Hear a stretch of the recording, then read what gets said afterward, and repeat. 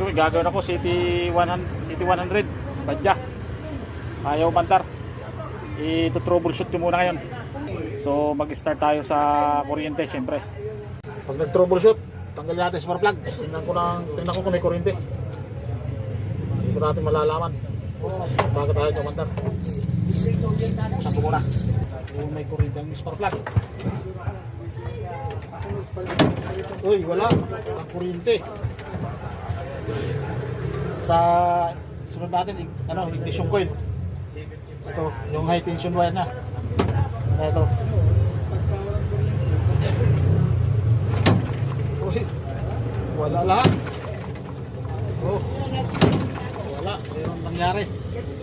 Hanapin ko, troubleshoot natin. Bakit wala siyang kuryente? Yun, kaya pala wala kuryente. Ito pala, tanggal pala yung isang wire sa ignition coil, oh. Binaklas ko na lahat, oh. Nagsimula ako dito kasi naka-battery operated na pala siya. Sini ko, may mga ano naman, may kuryente naman, malakas pa naman yung battery niya. Kaya lang pa nung na-check pati CDI, goods naman. Pagdating dito, ito lang pala, natanggal yung isang wire. Ignition. Oh, ignition coil.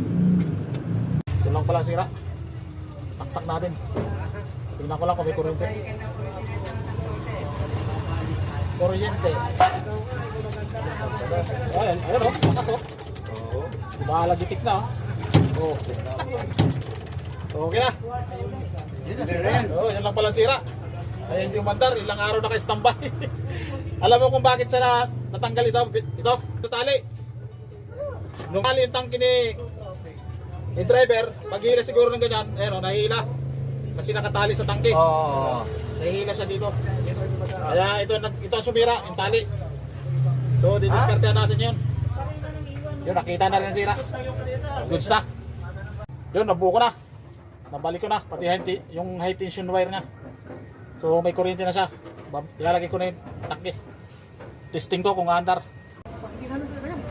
Yun, padyak ka na. Yun o, one click. Ano daw, Liza? Gusa. Ayun, salamat sa tiwala, idol. Ayan, tumakbo na. Ilang araw na standby. Oh. Thank you.